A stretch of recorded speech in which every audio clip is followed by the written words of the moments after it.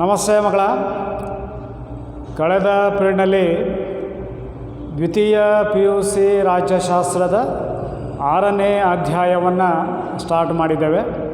ಈ ಅಧ್ಯಾಯದಲ್ಲಿ coalition government, ಸಮ್ಮಿಶ್ರ ಸರ್ಕಾರ, ಇದರ ಬಗ್ಗೆ ತಿಳ್ಕೊಂಡಿದ್ದೇವೆ.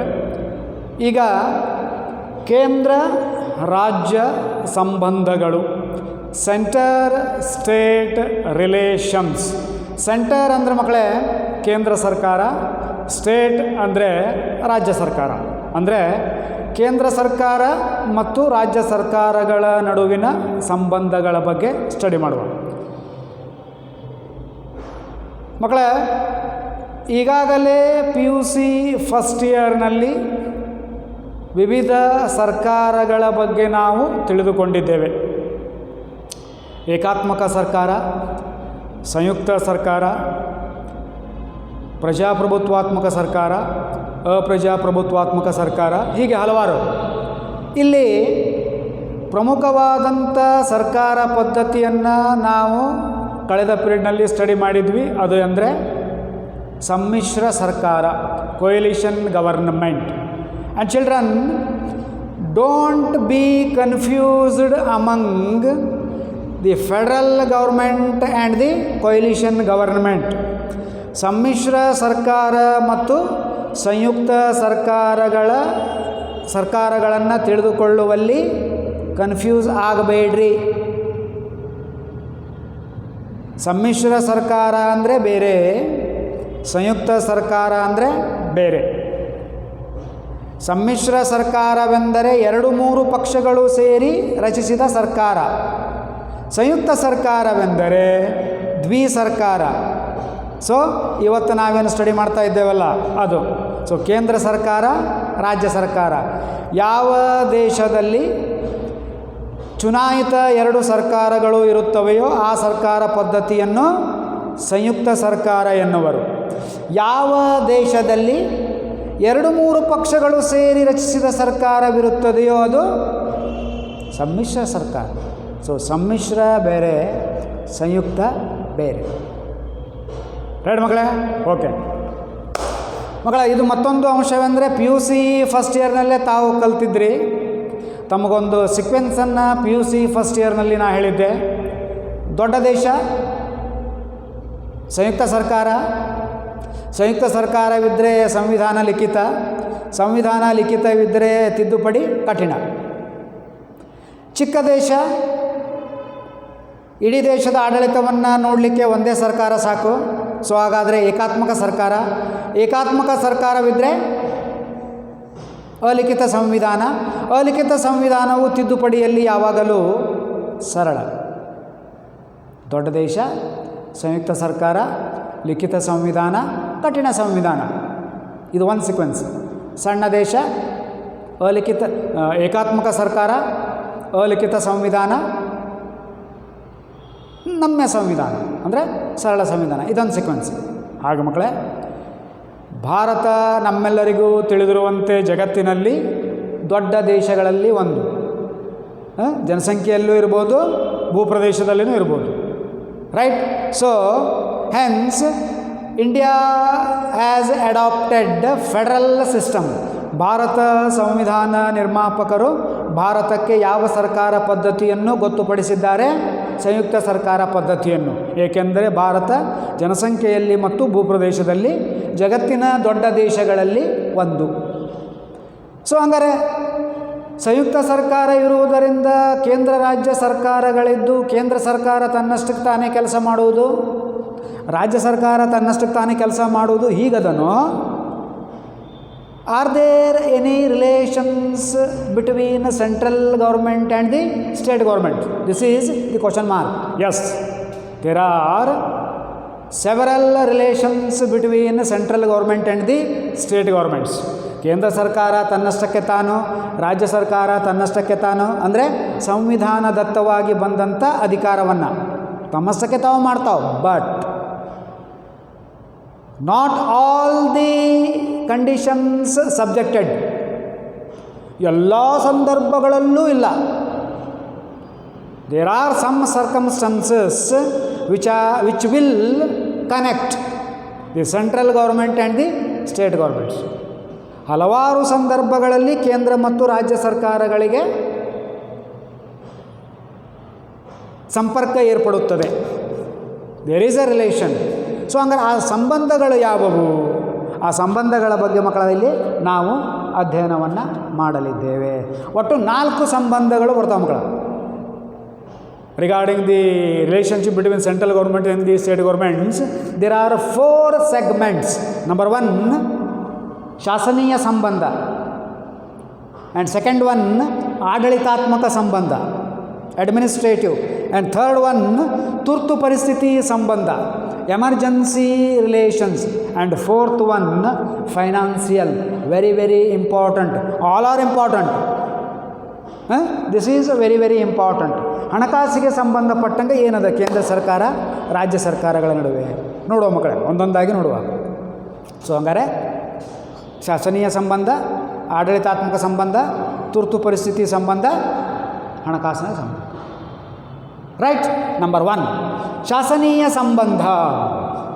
What is the legislative relation between central government and the state government? PUC first ಇಯರಿಗೆ ಕಲ್ತೀರಿ. ಭಾರತ ಸಂವಿಧಾನವನ್ನು ಹೇಳುವಾಗ ತಮಗೆ ಹೇಳಿದ್ದೇನೆ. ಶಾಸನೀಯ, ವಾಟ್ ಯು ಮೀನ್ ಬೈ ಶಾಸನೀಯ? ಶಾಸನೀಯ ಅಂದರೆ ಕಾನೂನು. ಹಾಗಾದರೆ ಕಾನೂನು ಮಾಡುವುದಕ್ಕೆ ಸಂಬಂಧಿಸಿದಂತೆ ಈ 2 ಸರ್ಕಾರಗಳಲ್ಲಿ ಏನು ಸಂಬಂಧ? ಏನು ಸಂಬಂಧಪ್ಪ ಅಂದರೆ ಸಂವಿಧಾನ ಏನು ಮಾಡಿದೆ? 3 ಪಟ್ಟಿಗಳನ್ನು ಮಾಡಿದೆ. ಕೇಂದ್ರ ಪಟ್ಟಿ, ರಾಜ್ಯ ಪಟ್ಟಿ, ಸಮವರ್ತಿ ಪಟ್ಟಿ. ಈ ಪಟ್ಟಿಗಳು ಏನು? ಕಾನೂನುಗಳನ್ನು ಮಾಡುವ ವಿಷಯಗಳನ್ನು ಹೊಂದಿರುವ ಪಟ್ಟಿ. ಕೇಂದ್ರ ಪಟ್ಟಿಯಲ್ಲಿ ಎಷ್ಟು ವಿಷಯಗಳಿವೆ? 99. ರಾಜ್ಯ ಪಟ್ಟಿಯಲ್ಲಿ ಎಷ್ಟು ವಿಷಯಗಳಿವೆ? 66. ಸಮವರ್ತಿ ಪಟ್ಟಿಯಲ್ಲಿ ಎಷ್ಟು ವಿಷಯಗಳಿವೆ? 57. ಸೊ ಹಂಗಾರೆ ಕೇಂದ್ರ ಪಟ್ಟಿಯನ್ನು ತಯಾರಿಸಿ ಆ ಪಟ್ಟಿಯಲ್ಲಿ ಕೇಂದ್ರ ಸರ್ಕಾರ ಮಾಡುವ ಕಾನೂನಿನ ವಿಷಯಗಳನ್ನು ಕೊಡಲಾಗಿದೆ. ರಾಜ್ಯ ಪಟ್ಟಿಯನ್ನು ತಯಾರಿಸಿ ರಾಜ್ಯ ಸರ್ಕಾರವು ಮಾಡುವ ಕಾನೂನುಗಳ ವಿಷಯಗಳನ್ನು ಕೊಡಲಾಗಿದೆ. ಸಮವರ್ತಿ ಪಟ್ಟಿಯಲ್ಲಿ ಕೇಂದ್ರ, ರಾಜ್ಯ ಎರಡೂ ಸರ್ಕಾರಗಳು ಕಾನೂನುಗಳು ಮಾಡುವ ವಿಷಯಗಳು ಅವು. ಸೊ ಹಂಗಾರೆ the legislative power between central government and state government is being divided into 3 lists: central list, state list, concurrent list. So ಹಂಗಾರೆ ಶಾಸನೀಯ ಅಧಿಕಾರ, ಶಾಸನೀಯ ಸಂಬಂಧವನ್ನು ಈ ಮೂಲಕ ಹೊಂದಲಾಗಿದೆ. ಏನು ಸಂಬಂಧಪ್ಪ ಹಾಗಾದರೆ? ಏನು ಸಂಬಂಧ ಅಂದರೆ ಕೇಂದ್ರ ಪಟ್ಟಿಯ ಮೇಲೆ ಕೇಂದ್ರ ಸರ್ಕಾರ ಮಾಡ್ತದೆ ಕಾನೂನು, ರಾಜ್ಯ ಪಟ್ಟಿಯ ಮೇಲೆ ರಾಜ್ಯ ಸರ್ಕಾರ ಮಾಡ್ತದೆ. ಬಟ್ ಸಮವರ್ತಿ ಪಟ್ಟಿಯ ಮೇಲೆ ರಾಜ್ಯಗಳು ಕಾನೂನನ್ನು ಮಾಡುವುದಿದ್ದರೆ ಕೇಂದ್ರ ಸರ್ಕಾರದ ಅನುಮತಿಯನ್ನು ಪಡೆಯಬೇಕು. ಸೊ ಹಂಗಾರೆ ಕನ್ಕರೆಂಟ್ ಲೀಸ್ಟ್ಗೆ ಸಂಬಂಧಿಸಿದಂತೆ ಯಾರು ಸ್ಟ್ರಾಂಗ್ ಇದ್ದಾರೆ? ಸೆಂಟ್ರಲ್. ಸೊ ಹಂಗಾರೆ there is a relationship between central government and the state government regarding legislative aspects. Okay ಮಕ್ಕಳೇ? ಸೊ ಹಂಗಾರೆ 3 ಪಟ್ಟಿಗಳ ಮೂಲಕ ಶಾಸನೀಯ ಅಧಿಕಾರಗಳನ್ನು ಹಂಚಲಾಗಿದೆ. ರೈಟ್. ನಂಬರ್ 2 ಆಡಳಿತಾತ್ಮಕ ಸಂಬಂಧ. What is the administrative power, administrative relations between central government and the state government? Okay. Number 1 ಕೇಂದ್ರವು ದೇಶದ ಯಾವುದೇ ಭಾಗದಲ್ಲಿ ಮಿಲಿಟರಿಯನ್ನು ನಿಯೋಜಿಸಬಹುದು. The central government has the power to deploy military in any territory, any part of the territory in India. ಭಾರತದ ಯಾವುದೇ ಮೂಲೆಯಲ್ಲಿ, ಕರ್ನಾಟಕದಲ್ಲಿಯೂ ಅದು ಬೇಕಾದರೆ ಮಿಲಿಟರಿಯನ್ನು ಸೆಟ್ ಮಾಡ್ಬೋದು, ಮಿಲಿಟರಿಯನ್ನು ನೇಮಕ ಮಾಡ್ಬೋದು. ಕರ್ನಾಟಕ ಸರ್ಕಾರದ ಪರ್ಮಿಷನನ್ನು ತಗೊಳ್ಳುವ ಅವಶ್ಯಕತೆ ಇಲ್ಲ. ಕರ್ನಾಟಕದ ಯಾವುದೇ ಭಾಗದಲ್ಲಿ ದೇಶದ ಭದ್ರತೆಗೆ ಧಕ್ಕೆ ಉಂಟಾಗಲಿದೆ, ನಾವು ಮಿಲಿಟರಿಯನ್ನು ಇಲ್ಲಿ ಡಿಪ್ಲಾಯ್ ಮಾಡ್ಬೋದು. It is the prerogative of the central government to deploy military in any state of India. ಭಾರತದ ಗಡಿಯಲ್ಲಿ ಯಾವುದೇ ಪ್ರದೇಶದಲ್ಲಿ, ಭಾರತದ ಗಡಿಯ ಸಮುದ್ರದಲ್ಲಿ, ಭಾರತದ ಗಡಿಯ ಭೂಪ್ರದೇಶದಲ್ಲಿ ಮಿಲಿಟರಿಯನ್ನು ನೇಮಕ ಮಾಡ್ಬೋದು. ರಾಜ್ಯ ಸರ್ಕಾರಗಳು ನಾವು ಸಪ್ರೇಟಾಗಿ ಅಧಿಕಾರವನ್ನು ಮಾಡ್ತೇವೆ, ನೀವು ಇಲ್ಲಿ ಮಿಲಿಟ್ರಿನ ತರಬೇಡ್ರಿ ಅಂತ ಹೇಳೋಂಗಿಲ್ಲ. ಸೊ ಹಂಗಾರೆ ವನ್ಯಜೀವಿ ಮಕ್ಕಳ ಆಡಳಿತಾತ್ಮಕ ಶಾಂತಿ ಸುವ್ಯವಸ್ಥೆಯನ್ನು ಕಾಪಾಡಲಿಕ್ಕೆ ಕೇಂದ್ರ ರಾಜ್ಯಗಳಲ್ಲಿ ಮಿಲಿಟರಿಯನ್ನು ನೇಮಕ ಮಾಡಬೇಕು. ನೆಕ್ಸ್ಟ್, ಕೇಂದ್ರವು ದೇಶದ ಯಾವುದೇ ಭಾಗದಲ್ಲಿ ಇದಾಯ್ತು ಮಕ್ಕಳ, ಇದಾಯಿತು, ಇದನ್ನ ಹೇಳಿದ್ದೆ ನಾನು. ಓಕೆ ನಾವು ಇದು ಎರಡನೇದ್ದು ನಾ ಫಸ್ಟಿಗೆ ಹೇಳಿದೆ. ಓಕೆ, ರಾಜ್ಯಗಳು ಕೇಂದ್ರದ ಕಾನೂನು ಜಾರಿ ಮಾಡುವುದು. ನೋಡ್ರಿ, very important. The state governments should implement the law which is formulated by the central government. ಕೇಂದ್ರ ಸರ್ಕಾರವು ರೂಪಿಸಿದ ಕಾಯ್ದೆ ಕಾನೂನುಗಳನ್ನು ರಾಜ್ಯ ಸರ್ಕಾರವು ಜಾರಿಗೆ ತರತಕ್ಕದ್ದು. ಮತದಾನದ ವಯಸ್ಸು 18 ವರ್ಷ. ಇದನ್ನು ರಾಜ್ಯ ಸರ್ಕಾರಗಳು ಜಾರಿಗೆ ತಂದಿಲ್ಲ, ಕೇಂದ್ರ ಸರ್ಕಾರ. ಸಂವಿಧಾನ, ರಾಷ್ಟ್ರಪತಿ ಚುನಾವಣೆಗೆ ಸ್ಪರ್ಧಿಸಲು 35 ವರ್ಷವಾಗಿರಬೇಕು ಕೇಂದ್ರ ಸರ್ಕಾರ. ಸೊ ಹಂಗಾರೆ ಮಕ್ಕಳೇ, ಕೇಂದ್ರ ಸರ್ಕಾರ ಕಾಲಕ್ಕೆ ಮದುವೆಯ ವಯಸ್ಸು ಹೆಣ್ಣಿಗೆ 18, ಗಂಡಿಗೆ 21, ಇದು ಕೇಂದ್ರ ಸರ್ಕಾರ. ಸೊ ಹಂಗಾರೆ ಮಕ್ಕಳೇ, ಕಾಲಕ್ಕೆ ಕೇಂದ್ರ ಸರ್ಕಾರ ಏನು ಕಾನೂನುಗಳನ್ನು ಜಾರಿಗೆ ತರ್ತದೆ, that should be abide by every state governments ಜಾರಿಗೆ ತರಬೇಕು. ಸೊ ಹಂಗಾರೆ ಮಕ್ಕಳ, ಒಂದೇನು, the central government has the power to deploy military in any state of India. And second one, the state governments should follow the laws formulated by the central government. Right ಮಕ್ಕಳೇ. Next, ಸಮವರ್ತಿ ಪಟ್ಟಿ ರಾಷ್ಟ್ರಪತಿಯ ಒಪ್ಪಿಗೆ. ಇಷ್ಟ ಬರ್ತಾರೆ ಮಕ್ಕಳ. ಅಂದರೆ ಸಮವರ್ತಿ ಪಟ್ಟಿಯಲ್ಲಿ ಇರುವಂಥ ವಿಷಯಗಳ ಮೇಲೆ ರಾಜ್ಯಗಳು ಕಾನೂನು ಮಾಡಿದರೆ ರಾಷ್ಟ್ರಪತಿಯ ಒಪ್ಪಿಗೆಯನ್ನು ಪಡೆಯತಕ್ಕದ್ದು. ರಾಷ್ಟ್ರಪತಿ ಅಂದರೆ ಮಕ್ಕಳ ಇಲ್ಲೇನು, ಸೆಂಟ್ರಲ್ ಗೌರ್ಮೆಂಟೇ. The state government should take the permission of the central government while formulating the laws regarding concurrent list. ಸಮವರ್ತಿ ಪಟ್ಟಿಯಲ್ಲಿರುವಂಥ ವಿಷಯಗಳ ಮೇಲೆ ಕಾನೂನು ಮಾಡಿದಾಗ ಕೇಂದ್ರದ ಪರ್ಮಿಷನ್ ಪಡೆಯಬೇಕು. ಆ ಕಾನೂನು, ಆ ಮಸೂದೆ ಕೇಂದ್ರ ಸರ್ಕಾರಕ್ಕೆ ಹೋಗಿ ಬರಬೇಕು. ಆಮೇಲೆ ರಾಜ್ಯಪಾಲರು ಅದಕ್ಕೆ ಸಹಿ ಮಾಡುತ್ತಾರೆ ರಾಜ್ಯದ್ದು. ರೈಟ್ ಮಕ್ಕಳ. ನೆಕ್ಸ್ಟ್, ಕೇಂದ್ರ ಅಂದರೆ ರಾಷ್ಟ್ರಪತಿ ರಾಜ್ಯಪಾಲ ಮತ್ತು ಉಪರಾಜ್ಯಪಾಲರನ್ನು ನೇಮಕ ಮಾಡುತ್ತಾರೆ. ನೋಡ್ರಿ, ಆಡಳಿತಾತ್ಮಕ ಸಂಬಂಧ ಏನದ ಕೇಂದ್ರ ಮತ್ತು ರಾಜ್ಯಗಳ ನಡುವೆ. ರಾಜ್ಯಗಳ ರಾಜ್ಯಪಾಲರನ್ನು ಯಾರು ನೇಮಕ ಮಾಡುತ್ತಾರೆ? The president. ಕೇಂದ್ರಾಡಳಿತ ಪ್ರದೇಶಗಳ ಲೆಫ್ಟಿನೆಂಟ್ ಗವರ್ನರ್ಸನ್ನು ಯಾರು ನೇಮಕ ಮಾಡುತ್ತಾರೆ? ರಾಷ್ಟ್ರಪತಿ. ಸೊ ರಾಜ್ಯಗಳ ಮುಖ್ಯಸ್ಥರು ಯಾರು ಮಕ್ಕಳೇ? ರಾಜ್ಯಪಾಲ.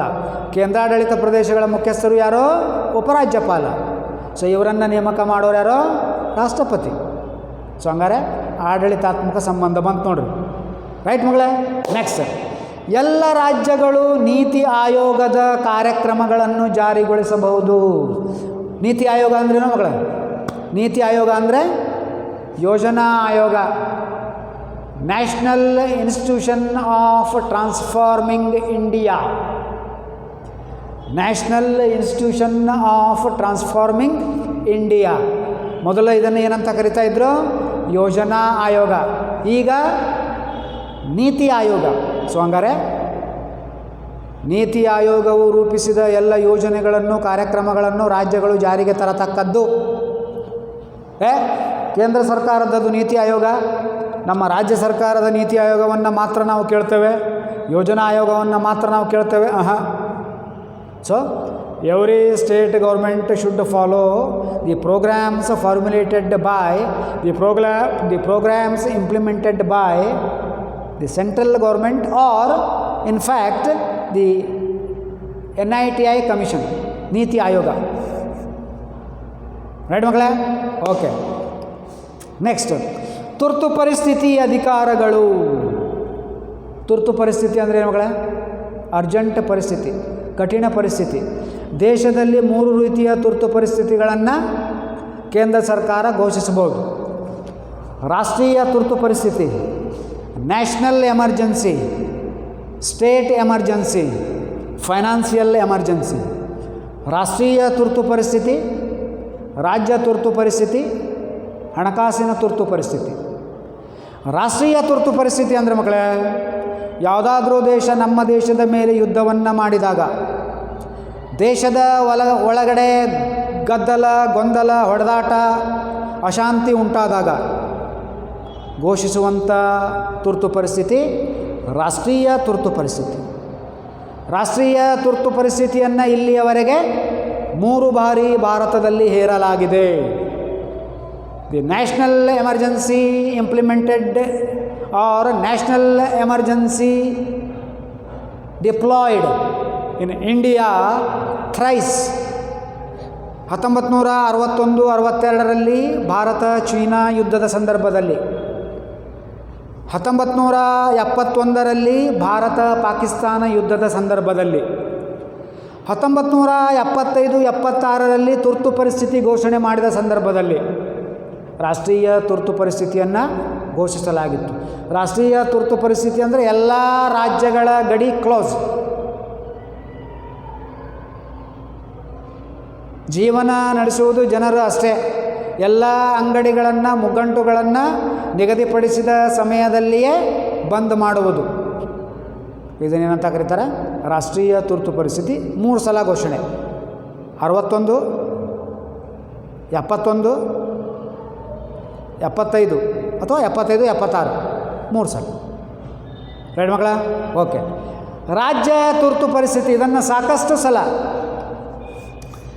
ರಾಜ್ಯದಲ್ಲಿ ಸರ್ಕಾರಗಳು ಸರಿಯಾಗಿ ಕೆಲಸವನ್ನು ಮಾಡದೇ ಇದ್ದಾಗ, ರಾಜ್ಯಗಳಲ್ಲಿ ಗದ್ದಲ, ಗೊಂದಲ, ಗಲಭೆ ಉಂಟಾದಾಗ ಆ ರಾಜ್ಯ ಸರ್ಕಾರಗಳನ್ನು ವಜಾ ಮಾಡುವ ಅಧಿಕಾರ ಯಾರಿಗಿರ್ತದೆ? ಕೇಂದ್ರ ಸರ್ಕಾರ. ಅದನ್ನು ರಾಜ್ಯ ತುರ್ತು ಪರಿಸ್ಥಿತಿ ಅಂತ ಕರೀತಾರೆ ಮಕ್ಕಳ. ರಾಷ್ಟ್ರೀಯ ತುರ್ತು ಪರಿಸ್ಥಿತಿ ಸಂವಿಧಾನದ ವಿಧಿ 352. ಸಂವಿಧಾನದ ವಿಧಿ 352. ರಾಜ್ಯ ತುರ್ತು ಪರಿಸ್ಥಿತಿ ಸಂವಿಧಾನದ ವಿಧಿ 356. ಹಣಕಾಸಿನ ತುರ್ತು ಪರಿಸ್ಥಿತಿ 360. ಸೊ ಹಂಗಾರೆ ಮಕ್ಕಳೇ, ರಾಜ್ಯ ಸರ್ಕಾರ ಸರಿಯಾಗಿ ಕೆಲಸವನ್ನು ಮಾಡುತ್ತಾ ಇಲ್ಲ ಅಂಥೇಳಿ ರಾಜ್ಯಪಾಲ ಸೆಂಟ್ರಲ್ ಗೌರ್ಮೆಂಟಿಗೆ ರಿಪೋರ್ಟ್ ಕಳಿಸಿದಾಗ ಆ ರಾಜ್ಯ ಸರ್ಕಾರವನ್ನು ವಜಾ ಮಾಡುವುದನ್ನು ಏನಂತ ಕರೀತಾರೆ? ರಾಜ್ಯ ತುರ್ತು ಪರಿಸ್ಥಿತಿ. ಸಾಕಷ್ಟು ಸಲ ಆಗಿದೆ, ಲೆಕ್ಕಿಲ್ಲ, ಅದನ್ನು ಹೇಳಕ್ಕೆ ಸಾಧ್ಯನೇ ಇಲ್ಲ. ಎರಡು ಮಕ್ಕಳ. ಇನ್ನು ಹಣಕಾಸಿನ ತುರ್ತು ಪರಿಸ್ಥಿತಿ, ಫೈನಾನ್ಷಿಯಲ್ ಎಮರ್ಜೆನ್ಸಿ, ಇದನ್ನು ಇನ್ನೂವರೆಗೂ ಹೇರಿಲ್ಲ. ಭಾರತದಲ್ಲಿ ಹಣಕಾಸಿನ ತುರ್ತು ಪರಿಸ್ಥಿತಿ ಇನ್ನೂವರೆಗೂ ಜಾರಿಗೆ ಬಂದಿದೆ. ಎರಡು ಮಕ್ಕಳೇ. ನೆಕ್ಸ್ಟ್, ಹಣಕಾಸಿನ ಸಂಬಂಧಗಳು. ಹಣಕಾಸಿನ ಸಂಬಂಧಗಳು ನಂಬರ್ 1, ಹಿಂದುಳಿದ ರಾಜ್ಯಗಳಿಗೆ ವಿಶೇಷ ಅನುದಾನ. ನಿಮ್ಗೆ ಗೊತ್ತದನ ಇಲ್ಲ ಮಕ್ಕಳ? ಭಾರತ ಸಂವಿಧಾನದಲ್ಲಿ ಕೆಲವೊಂದು ಹಿಂದುಳಿದ ರಾಜ್ಯಗಳು ಅಂತ ಪಟ್ಟಿ ಮಾಡಲಾಗಿದೆ. ಕರ್ನಾಟಕ ರಾಜ್ಯದ ಯಾವ ಭಾಗ ಹಿಂದುಳಿದ ರಾಜ್ಯಗಳ ಪಟ್ಟಿಯೊಳಗದ ಹೇಳ್ರಿ? ಹೈದರಾಬಾದ್ ಕರ್ನಾಟಕ. ಹೈದರಾಬಾದ್ ಕರ್ನಾಟಕಕ್ಕೆ ವಿಶೇಷ ಸ್ಥಾನಮಾನ ನೀಡಲಾಗಿದೆ. 371J ಸಂವಿಧಾನದ ವಿಧಿ 371J ಪ್ರಕಾರ ಬೀದರ್, ಗುಲ್ಬರ್ಗಾ, ರಾಯಚೂರು, ಬಳ್ಳಾರಿ, ಕೊಪ್ಪಳ, ಬಳ್ಳಾರಿ, ಯಾದಗಿರಿ ಈ ಜಿಲ್ಲೆಗಳು, ಹೈದರಾಬಾದ್ ಕರ್ನಾಟಕದ ಜಿಲ್ಲೆಗಳು ವಿಶೇಷ ರಾಜ್ಯಗಳ ಭಾಗದಲ್ಲಿ ಬರ್ತಾವೆ. ಸಿಕ್ಕಿಂ ಅದ, ಮೇಘಾಲಯ ಅದ, ನಾಗಾಲ್ಯಾಂಡ್ ಅದ, ಇವೆಲ್ಲ ರಾಜ್ಯಗಳು. ಹೇಳಿ ಮಕ್ಕಳ. ಸೊ ಹಂಗಾರೆ ಹಿಂದುಳಿದ ರಾಜ್ಯಗಳಿಗೆ ವಿಶೇಷ ಅನುದಾನ, ಸ್ಪೆಷಲ್ ದುಡ್ಡು ಕೊಡ್ತದೆ ಸೆಂಟ್ರಲ್ ಗೌರ್ಮೆಂಟ್. ನೆಕ್ಸ್ಟ್, ಕೇಂದ್ರವು ತೆರಿಗೆಗಳನ್ನು ಸಂಗ್ರಹಿಸಿ ರಾಜ್ಯಗಳಿಗೆ ಹಂಚುತ್ತದೆ. Road tax, revenue, income tax, ಅಂತಾರಾಷ್ಟ್ರೀಯ ಟ್ಯಾಕ್ಸ್, ಎಲ್ಲ ಟ್ಯಾಕ್ಸ್ಗಳನ್ನು ಸಂಗ್ರಹ ಮಾಡಿ 28 ರಾಜ್ಯಗಳು ಮತ್ತು 9 ಕೇಂದ್ರಾಡಳಿತ ಪ್ರದೇಶಗಳಿಗೆ ಅವುಗಳ ಅವಶ್ಯಕತೆಗೆ ತಕ್ಕಂತೆ ಹಂಚುತ್ತದೆ. ಕರ್ನಾಟಕಕ್ಕಿಷ್ಟು, ಮಹಾರಾಷ್ಟ್ರಕ್ಕಿಷ್ಟು, ಮೇಘಾಲಯಕ್ಕಿಷ್ಟು, ಛತ್ತೀಸ್ಗಢಕ್ಕಿಷ್ಟು, ಕೇರಳಕ್ಕಿಷ್ಟು, ಹಿಂಗೆ ಕೇಂದ್ರವು ತೆರಿಗೆಗಳನ್ನು ಸಂಗ್ರಹಿಸಿ ರಾಜ್ಯಗಳಿಗೆ ಹಂಚುತ್ತದೆ. ಜೊತೆಗೆ ಕಲ್ಲಿದ್ದಲು, ಬೀಜ, ಗೊಬ್ಬರ, ಬೀಜ, ಕೃಷಿಗೆ ಸಂಬಂಧಿಸಿದಂಥ ಸಲಕರಣೆಗಳು ಎಲ್ಲವನ್ನ ಕೊಡ್ತದೆ. ಬೀಜಗಳನ್ನು ಕೊಡ್ತದೆ, ಹಾಲನ್ನು ಪೂರೈಕೆ ಮಾಡ್ತದೆ, ಗೊಬ್ಬರಗಳನ್ನು ಕೊಡ್ತದೆ, ಸಸ್ಯಗಳನ್ನು ಕೊಡ್ತದೆ, ಕಲ್ಲಿದ್ದಲಿಯನ್ನು ಕೊಡ್ತದೆ. ಆ ರಾಜ್ಯಗಳ ಅವಶ್ಯಕತೆಗೆ ಅನುಕೂಲತೆಗೆ ತಕ್ಕಂತೆ ಕರ್ನಾಟಕಕ್ಕಿಷ್ಟು, ಮಹಾರಾಷ್ಟ್ರಕ್ಕಿಷ್ಟು, ಕೇರಳಕ್ಕಿಷ್ಟು, ಆಂಧ್ರಕ್ಕಿಷ್ಟು ಹಿಂಗೆ ಕೊಡ್ತದೆ. ಬೀಜ, ಗೊಬ್ಬರ, ಪಶುಸಂಗೋಪನಾ ಸಲಕರಣೆಗಳು, ಪಶುಗಳು, ಸಸಿಗಳು. ರೈಟ್ ಮಕ್ಕಳೇ. ನೆಕ್ಸ್ಟ್, ನೈಸರ್ಗಿಕ ವಿಕೋಪಕ್ಕೆ ತುತ್ತಾದ ರಾಜ್ಯಗಳಿಗೆ ವಿಶೇಷ ಅನುದಾನ.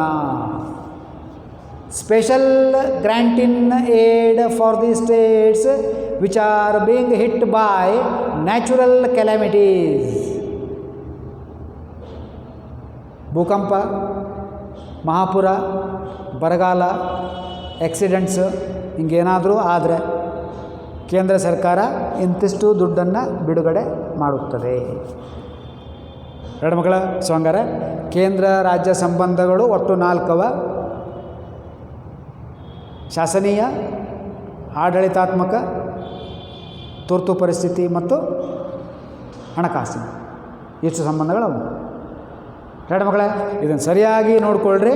ನಾನು ಮತ್ತೊಮ್ಮೆ ತಮಗೆ ಹೇಳ್ತೇನೆ, ಸಮ್ಮಿಶ್ರ ಸರ್ಕಾರ ಮತ್ತು ಸಂಯುಕ್ತ ಸರ್ಕಾರದ ನಡುವೆ ಕನ್ಫ್ಯೂಷನ್ ಮಾಡ್ಕೊಳ್ಬೇಡ್ರಿ. ಸಮ್ಮಿಶ್ರ ಅಂದರೆ 2-3 ಪಕ್ಷಗಳು ಸೇರಿ ರಚಿಸಿದ ಸರ್ಕಾರ. ಸಂಯುಕ್ತ ಅಂದರೆ ಕೇಂದ್ರ ರಾಜ್ಯಗಳ ಸರ್ಕಾರ ಪದ್ಧತಿ. ರೈಟ್ ಮಕ್ಕಳ. ನೆಕ್ಸ್ಟ್ ಪೀರಿಯಡ್ನೊಳಗೆ ಮುಂದಿನ ಟಾಪಿಕ್ನೊಂದಿಗೆ ಭೇಟಿಯಾಗೋಣ. Thank you.